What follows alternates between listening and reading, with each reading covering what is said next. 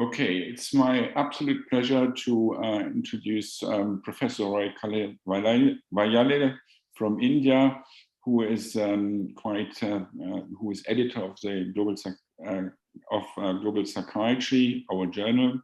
He is president or secretary general of the World Psychiatric Association in 2014 and 2022.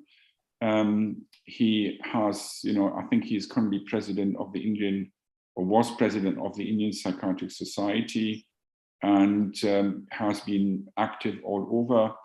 He is professor and head of the Department of Psychiatry and of Pushpagari Institute of Medical Sciences in Tiruvalla in India, and he's giving a talk on the public health approach to suicide prevention. Can I ask you, Professor Kallivayalil, just to start now, and I hope we're live streaming at the moment. Okay, thank you. Thank you very much, Professor Rainer, and also welcome to, very happy to see Professor Norman Sartorius, eminent leaders in psychiatry, and my colleagues here. My topic today is a public health approach to suicide prevention. I think I'll be taking about 30 to 40 minutes, and then maybe if there are any questions, we can take it there. And this is the overview of my presentation, introduction, developing a suicide prevention strategy, prevention strategies at various levels, monitoring and suicide. As we all know, Albert Camus wrote The Myth of Sisyphus, and where he said, quote, "Suicide is the only serious philosophical problem." And we also know about WHO's statement that suicide is perhaps the most tragic way of ending one's life. And World Health Organization 1999 had the suicide prevention program, worldwide initiative. Every year, almost 1 million people die by suicide around the world. Suicide remains a significant social and public health problem. According to WHO statistics 2021, close to 700,000 people die by suicide every year globally. Nearly 1/3 of all suicides occur among young people. Suicide is the 4th leading cause of death among young people. These data correspond to an overall global age standardized suicide rate of 10.5 per 100,000 population in 2016, 13.7 and 7.5 per 100,000 for males and females respectively. Suicide is a global health problem, with most deaths by suicide occurring in the low and middle income countries. For example, I come from India, so we belong to this group of Islamic countries. Globally, people aged 60 years and older have a higher risk of dying by suicide than younger age groups. A systematic review of deaths by suicide in Islamics during the pandemic reported a reduction or no change of suicide and self-harm behavior. This is during the current COVID pandemic. And I just want to mention, because I come from India, suicides in India during the pandemic. In contrast, analysis of Indian news reports suggested a possible rise in deaths by suicide in March-May 2020 compared to the same period in 2021. Official statistics for suicides in India are compiled by the National Crime Records Bureau, NCRB, in the annual accidental deaths and suicide report. NCRB data under criticism. This NCRB data collection system has been criticized for incomplete medical evaluation and reporting of cause of death. That is, not all deaths or suicides might be included. This probably happens all over the world, and because of the many other reasons like stigma. Estimates of death by suicide in 2016 for India from the Global Burden of Disease study were 230,000 deaths, while the NCRB reported only 131,008 deaths for the same year. We can see that there was a underreporting there. In October 2021, that's the latest data available.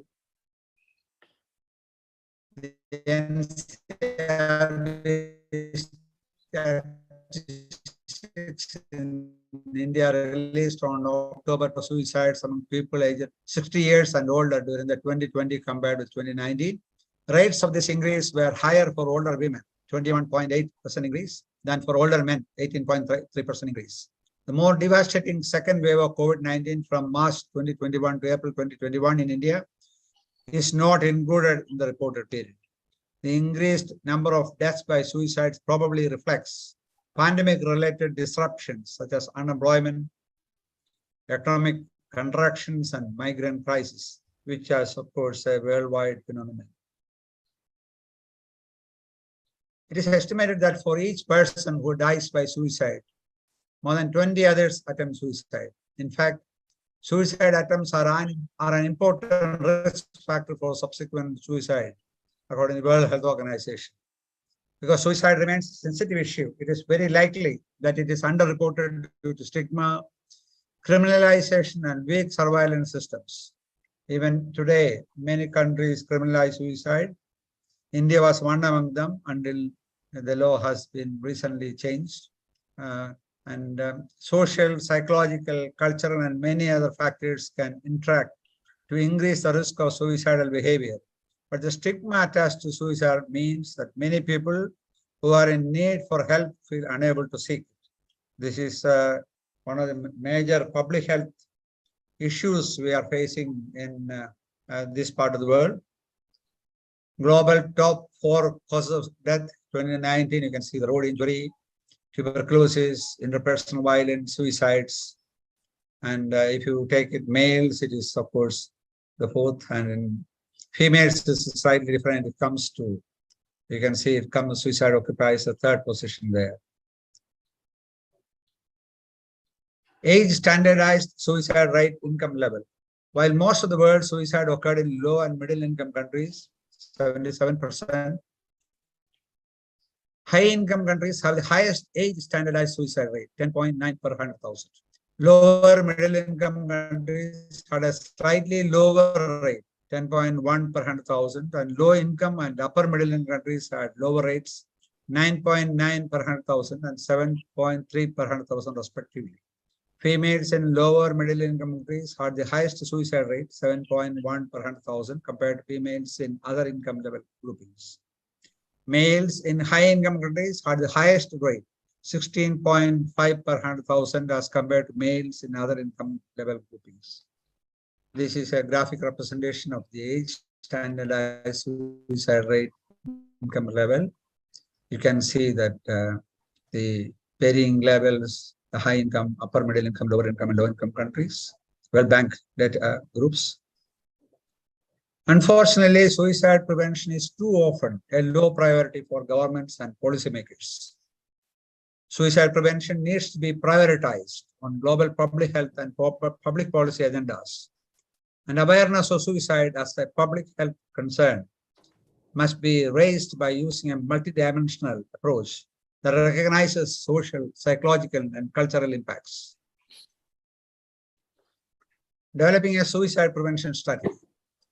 Given the magnitude of the public health problem of suicidal behaviors, there is an urgent need for governments to develop a comprehensive national suicide prevention strategy that contextualizes the problem and outlines the specific actions that can be taken at multiple levels.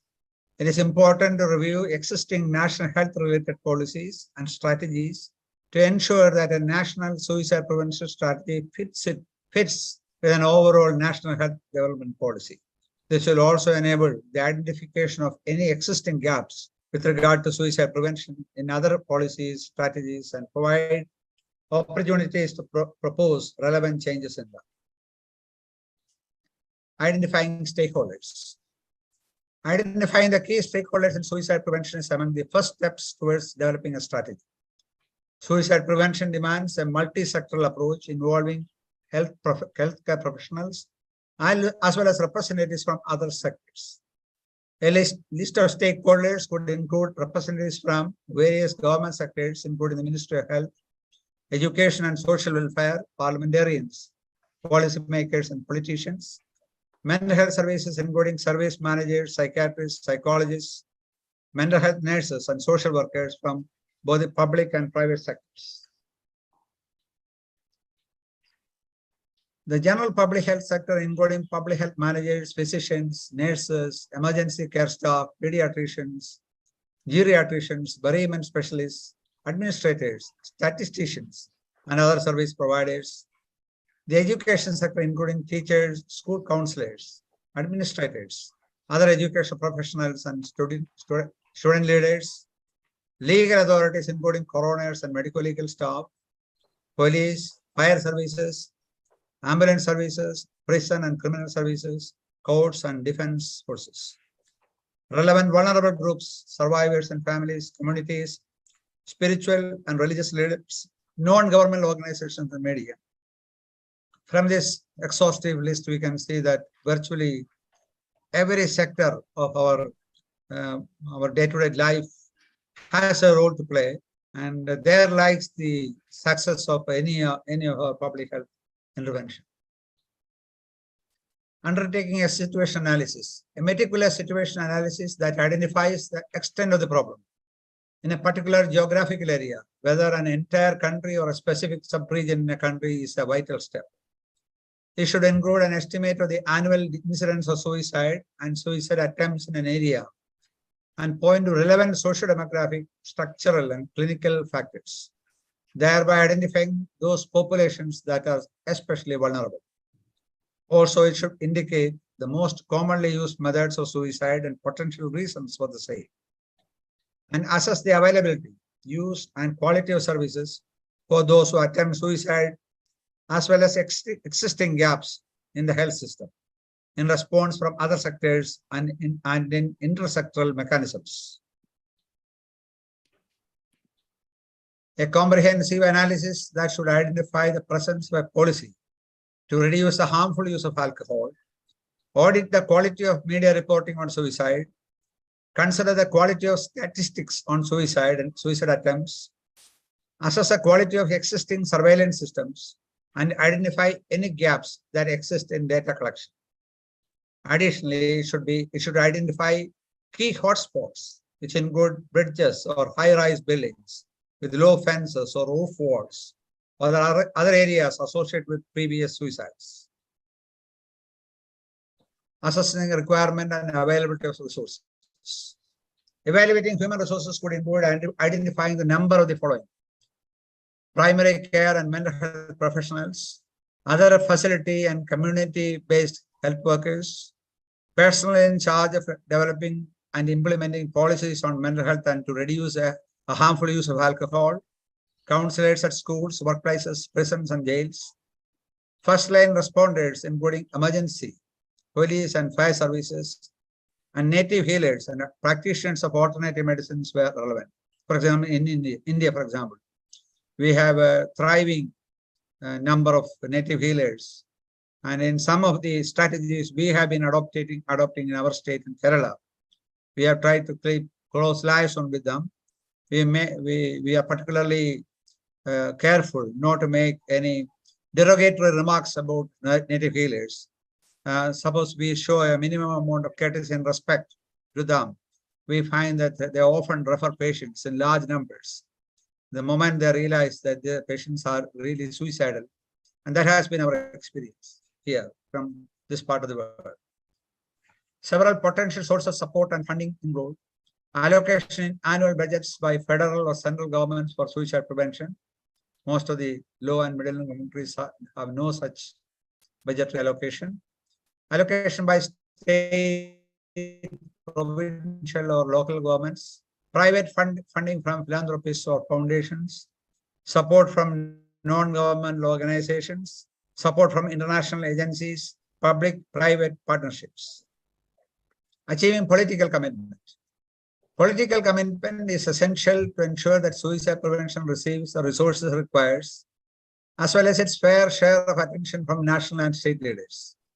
Some ways to build political commitment should include enhancing awareness of national and state leaders, frequent publication of well-researched policy and position papers on suicide prevention, identification of political leaders or an ambassador who may particularly empathize with the issue, frequent and adequate reference to suicide as a public policy issue in the media, consistent lobbying with parliamentarians, as well as government representatives at various levels. These are all very useful strategies. Addressing stigma. Stigma related to suicide remains a major obstacle to suicide prevention efforts in many countries. Stigma may prevent people from seeking help and can become a barrier to accessing suicide prevention services, including counseling and post-prevention support. This is a particular concern in countries where suicide acts are illegal. Also, high levels of stigma may negatively affect proper reporting and recording of suicidal behaviors with its public health consequences. Together with increasing awareness and mental health literacy among the general population, governments and other stakeholders should also tackle stigma from the beginning and throughout the process. While efforts to reduce the stigma of suicide behaviors can benefit from being incorporated into the more general process of destigmatizing mental illness, typically additional efforts to reduce stigma attached to suicide behaviors are required. So that means we should not leave it as merely a mental health issue or a matter of mental health policymakers. We should specifically address suicide prevention and reducing the stigma associated with the suicides. Increasing awareness. The process of developing a suicide prevention strategy offers opportunities for increasing awareness about suicide prevention. The media can play a vital role in the strategy development process, keeping stakeholders informed about the progress made and generating wider understanding of the issue, thus creating broad sense of ownership and increasing participation.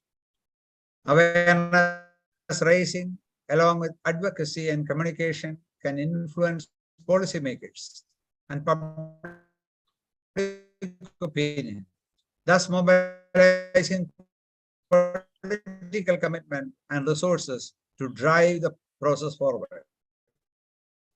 Awareness efforts can also generate greater and, most of all, a buy-in from communities recognizing the importance of suicide prevention strategy. The overarching aim of a national suicide prevention is appropriate intersectoral action plans and programs for the prevention of suicidal behaviors at national, regional, and local levels. There are several key elements that constitute an effective national suicide prevention strategy, and it must be remembered that suicide always has a specific social and cultural context. Objectives of a national suicide prevention strategy: increase awareness about the magnitude of the problem and the availability of effective prevention strategies, reduce the incidence of suicide and attempted suicide, thereby preventing premature death from suicide or morbidity or disability from attempted suicide across a lifespan, tackle risk factors of suicide and attempted suicide, reduce stigma associated with suicidal behaviors, improve data collection on the incidence of both suicide and attempted suicide, improve research and evaluation of effective interventions, strengthen the health and social system responsible for suicide behaviors.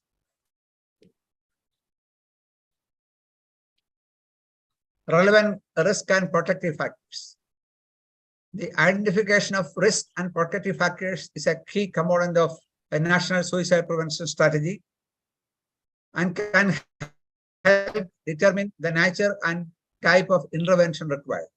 Risk factors can exist at various levels, including the individual, social, or contextual level, and at multiple interaction points.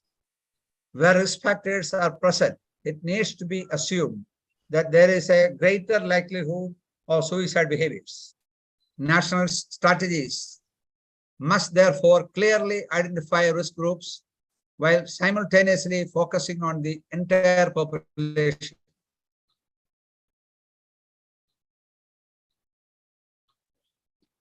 In order to mitigate suicide risk as much as possible at the abuse, hopelessness, sense of isolation, lack of social support, aggressive tendencies, impulsivity, history of trauma or abuse, acute emotional distress, major physical or chronic illness, including chronic pain, family history of suicide, neurobiological factors.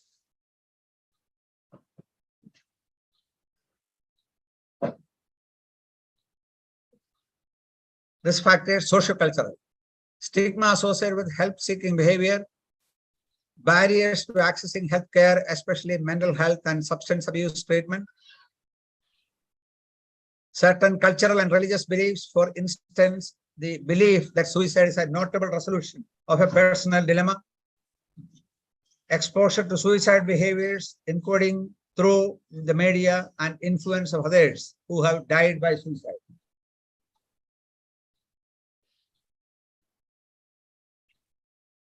Risk factors, situational, job and financial losses, relational or social losses, easy access to legal means, local clusters of suicide that have contagious influence, stressful life events.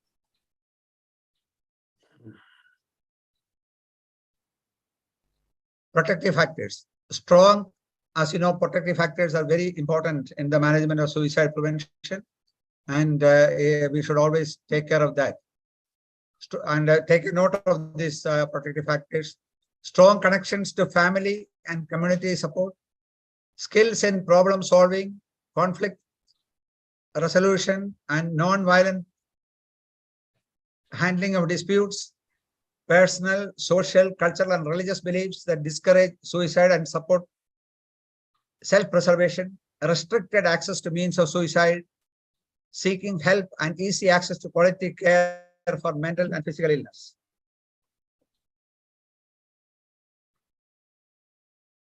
Effective interventions.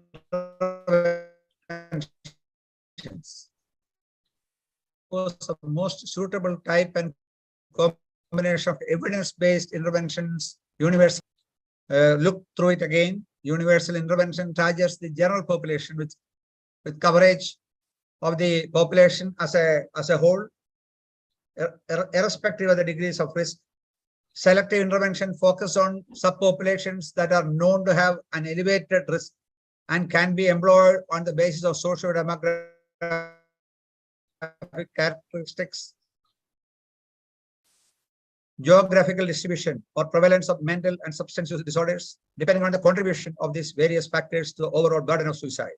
Indicated prevention is aimed at those who are already known to be vulnerable to suicide or who have attempted suicide. So we have to look through all the three: universal, selective, and indicated preventions. And in each case, we have to look at what is appropriate and what is the most suitable intervention that particular group.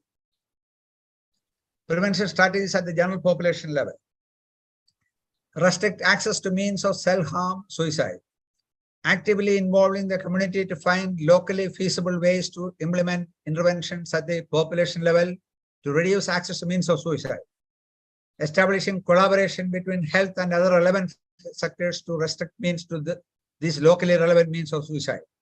For instance, in the case of pesticides, which account for an estimated 1/3 of the world's suicides, several measures are feasible, including ratifying, implementing, and enforcing the relevant international conventions on hazardous chemicals and waste, enforcing the regulation on the sale of pesticides, reducing access to pesticides through safer storage by individuals or communities, reducing the toxicity of pesticides, as well as improving the medical management of those who attempt suicide by self-injection of pesticides, educating individuals, communities, and the public about the proper handling, storage, use, and disposal of pesticides.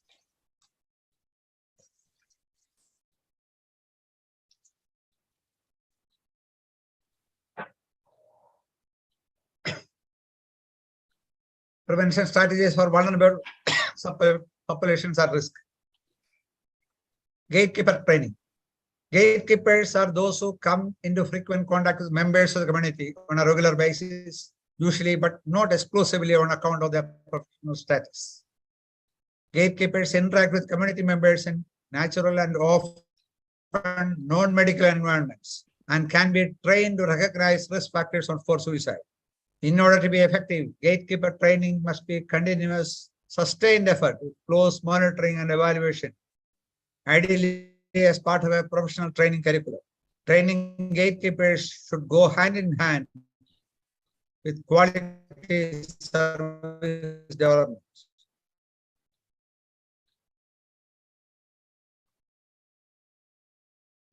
An entry point for those who need care. A national suicide prevention strategy should support scaling up human resources that can provide crisis care, particularly in remote areas and for vulnerable populations. The formation of local NGO networks to promote shared learning. The overall aim should be to encourage help-seeking behavior and to provide timely assistance, be it by governmental, non-governmental, community health, or social services. Here is an example of a community mobilization which we had undertaken in one of our cities in Kerala. In fact, the person standing near to me is the Minister for Finance of the state at that time. And you can see this is actually done on a World Mental Health Day. And we had named it as the World Mental Health Day, World Mental Health Day Yatra, which means a journey. And it attracted huge and massive community mobilization, which has all these themes, including suicide as one of the most important themes of that. Survivors. Survivors are those who have lost someone to suicide. This include immediate family members, close friends, co-workers, or classmates.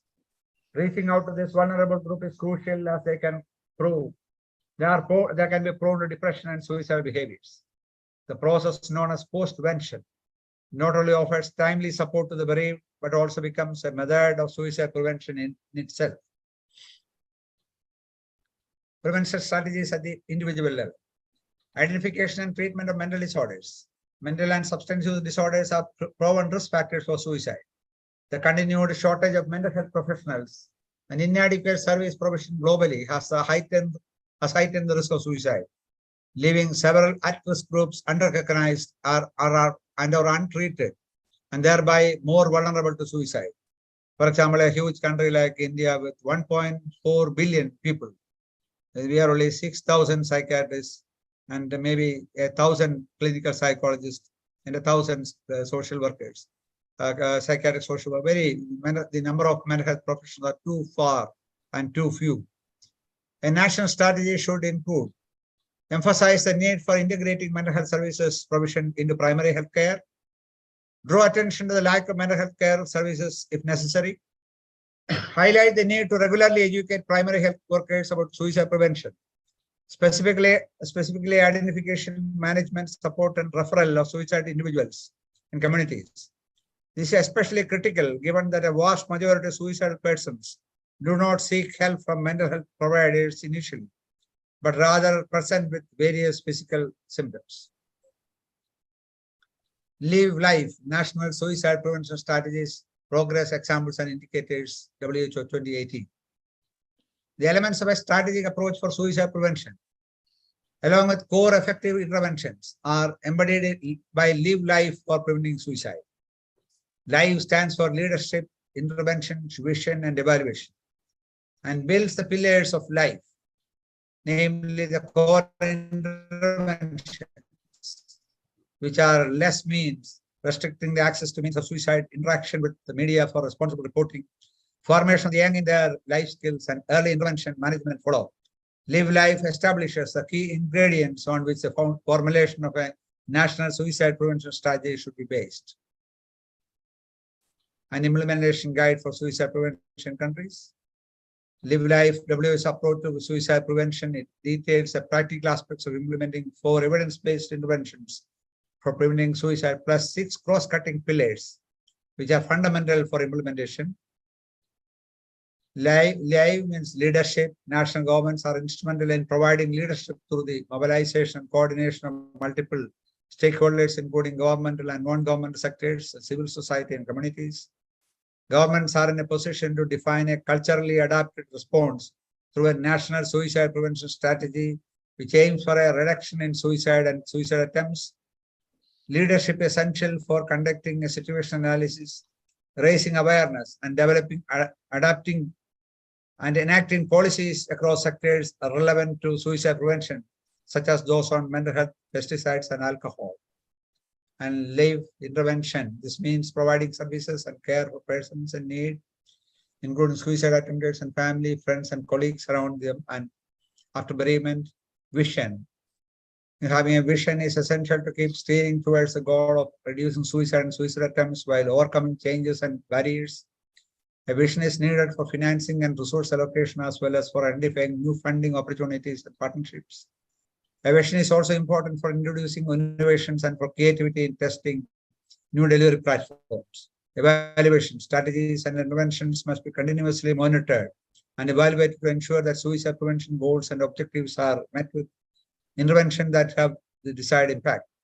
Monitoring and evaluation are assured by functioning and high-quality case registration and surveillance systems that allow for evaluation, provide feedback to inform improvements, including ineffectiveness and efficiency, and are ultimately the cornerstone of research activities.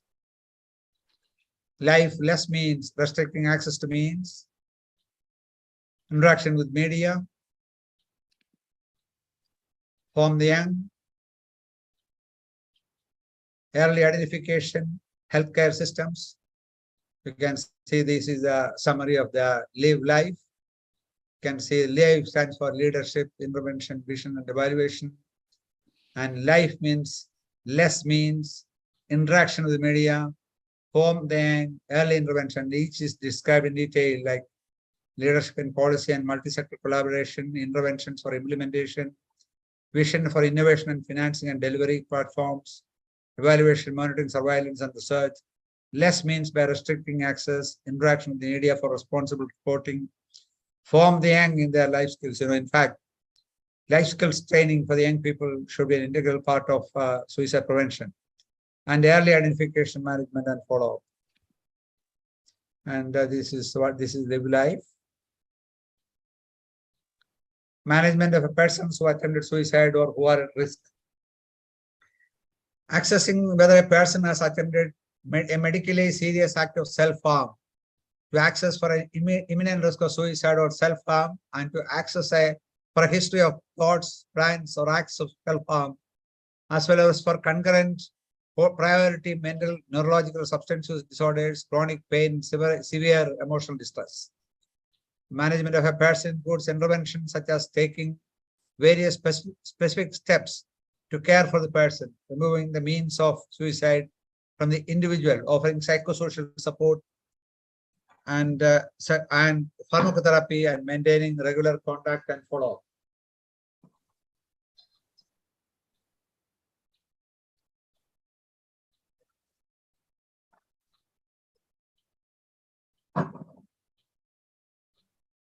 Improving case registration and conducting research. In reality, suicide behaviors remain unreported or underreported in many countries. What is known is merely the tip of the iceberg. A national strategy can outline the current or needed registration and reporting mechanisms, and could subsequently propose the establishment or modification of these systems in order to improve data collection on suicide and suicide attempts, and set a research agenda. A multi-sector approach is integral in order to gather data in a systematic and sustained manner, including multiple sources such as the government, policies, hospitals, NGOs, and mental health service providers.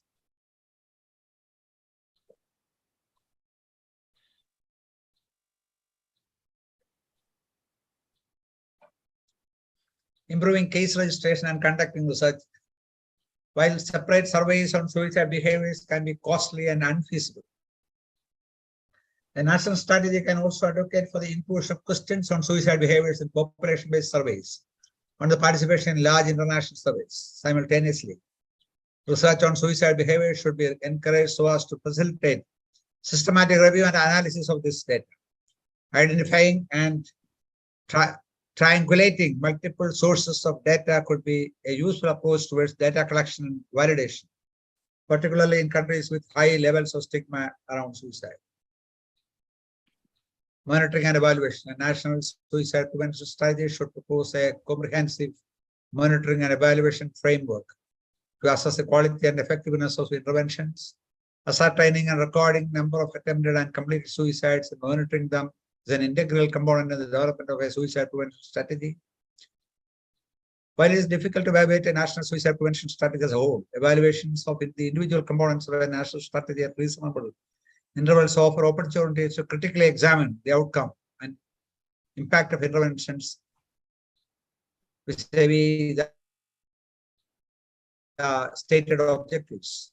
Evaluations can also scale up interventions. In order to achieve all of the above, evaluation needs to be planned and agreed upon in advance to ensure the involvement of all relevant stakeholders, including inputs from key personnel involved in the implementation of a program or specific intervention, as well as feedback from community members. Ideally, a national strategy should outline a set of specific, measurable, achievable, relevant, and time-bound SMART indicators. At least one SMART indicator must be linked to each specific objective of the national strategy. Indicators can measure the input, process, impact, and outcome of individual interventions, as well as the strategy on the whole. Resource allocation is an example of an output indicator. Process indicators could include an assessment of the accountability of the strategy and community participation in suicide prevention activities. Impact indicators could be used to measure changes in community attitudes to suicide and stigma. Outcome indicators could include accessing any change in the rate of suicide attempts and the number of premature deaths.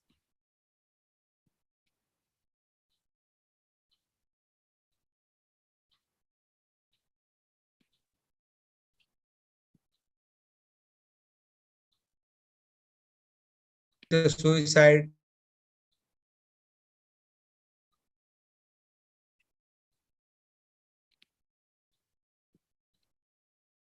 medical colleges and district hospitals, schools and college-based programs. Suicide rates in Kerala declined from 32 in 2005 to 24 in 2015 as a result of the successful program.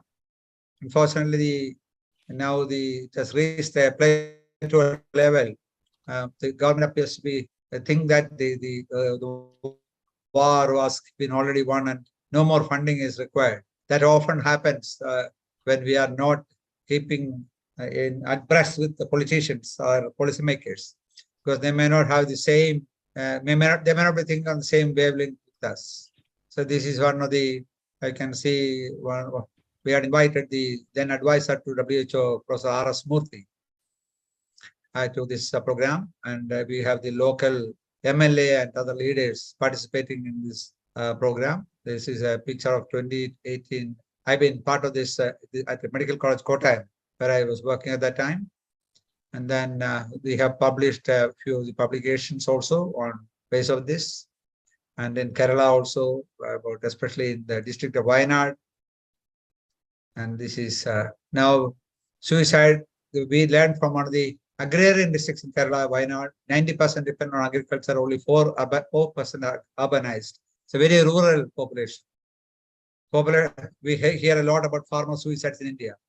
Population of farmers, agricultural laborers, and plantation workers famous for cash crops like coffee, pepper, tea, cardamom, etc. Drastic drop in agricultural prices due to unrestricted imports, tariff-free giants.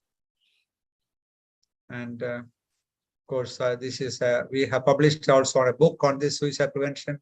The Justice of the High Court had come over to release this book on suicide prevention, which is a handbook for community gatekeepers. Now I'm coming to the conclusion. Suicide is a priority condition globally and has been identified as such by the World Health Organization. A national suicide prevention strategy should be developed through a stepwise approach. Such a strategy acknowledges as a first step that suicide is a major problem and that it is prevented. The process of developing a national strategy provides an impetus to suicide prevention by improving awareness among governments, representatives, and local communities. The lack of resources, human or financial, can no longer remain an acceptable justification for not developing or implementing a national suicide prevention strategy. National governments have to focus on ways to use the available resources optimally and collaborate with the state and local jurisdictions as necessary.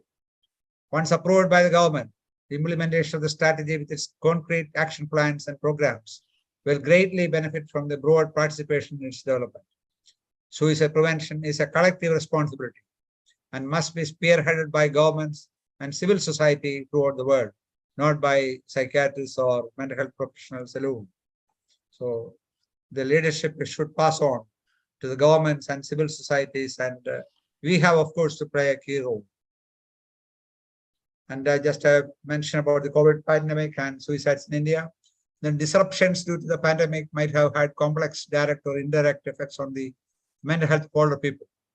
Hypothesized risk factors for suicide in people aged 60 years and older in India during the COVID-19 pandemic include loneliness, inadequate social support, physical and mental comorbidities, and a fear of contracting SARS-CoV-2 or of dying from SARS-CoV-2 infection. These statistics are the first evidence of India alarming, following the trend of official figures for suicide being lower than scientific estimates. Of course, this is a Lancet, was published in the Lancet recently, a national suicide prevention strategy for older people in India, post-pandemic 2020. This strategy should develop a specific suicide prevention strategies for older individuals that address pandemic influence trends to tackle this major public health problem. Examples include the Serving Senior Citizen Initiative, which provides extended community support by mobilizing volunteers, educating individuals about social markers of psychological distress, and conducting peer-led experience sharing and counseling. Targeted helplines or age-based referral systems within existing helplines might prove beneficial even after the pandemic abates. Increasing the retirement age and introducing partial retirement can be considered. Suicide in India reports the highest number of suicide deaths in the world because the population is also very high. The suicide rate among Indian girls and women continue to be twice the global rate. Suicide accounts for deaths in the 15-39 age group compared with other causes of death. Most deaths, hanging is the most common method of suicide, followed by pesticide poisoning, medicine overdose, and self-immolation. In addition, depression and alcohol use disorders are risk factors. Several social and cultural factors appear to increase the risk of suicide. Suicide is a call for action. The absence of national suicide prevention strategies, inappropriate media reporting, legal conflicts in the interpretation of suicide being punishable, and inadequate multi-sectoral engagement are major barriers to effective suicide prevention. This is true for most of the countries of the world, except probably a few of the most affluent. A scaffolding approach is useful to reduce suicide rates as interventions provide the right time, intensity, and duration can help navigate situations in which a person might be susceptible to and at risk of suicide. Suicides can be prevented with timely evidence-based interventions. For effective system responses, robust data surveillance, predictive modeling, and multi-sectoral coordination are required. As Abraham Varghese quoted, in medicine, we often separate life events from their meaning for those who live them. He wrote in the New England Journal of Medicine. And Abraham Varghese has his roots in Kerala, the place where I come from, although he is currently settled in the North. And this is the city of Chandigarh in India, where I had my training. This is a city designed by Le Corbusier. The city symbol is open arms, which means open to receive and open to give. This should be our watchword in suicide prevention. Accept all that is good and give out all that is possible to be given. Thank you very much for the patient hearing. Thank you. Okay, yeah. Thanks so much for this enlightening talk. I think there's nothing you have forgotten about that. Can I ask you something, just before other people prepare a question? Can I ask you how much poverty and stigma are important? So poverty and stigma in this, and one of the stigma is possibly self-stigma, that people who have suicidal thoughts don't talk about them. So how much is education about thinking taking people at risk into this account. So people, have self-stigmatized very much, and they don't talk about suicidality, and they don't want to admit that. And this is where we as psychiatrists very often intervene. We ask about the plans, the intentions, and the thoughts. So can you comment on that, please? Thank you very much. This is a very interesting question. And in fact, it has got sometimes contradictory facets in India, a country like India. For example, in India, Kerala, from which I come, is a very affluent state, but is still but a very highly educated state, but still continues to have stigma about mental illness, about suicide. Although that is becoming lesser and lesser due to the various efforts we are taking up. But in contrast, Bihar, for example, Bihar in northern India is one of the poorer states in India, where poverty is much more prevalent. But there the suicide rates are much less, and we are aghast at what is happening there. So we are not very sure what is the relationship, but we know that what we have learned from our evidence is our experience is that suicide prevention strategies do work, and prevention of stigma or reducing the stigma can be an effective tool. And as I have mentioned at one time, Kerala was the suicide capital of India. Yeah. And we have been able to reduce it substantially from 34 per 100,000 to less than 25, which is a very substantial achievement. Although we have a lot more way to go. Thank you.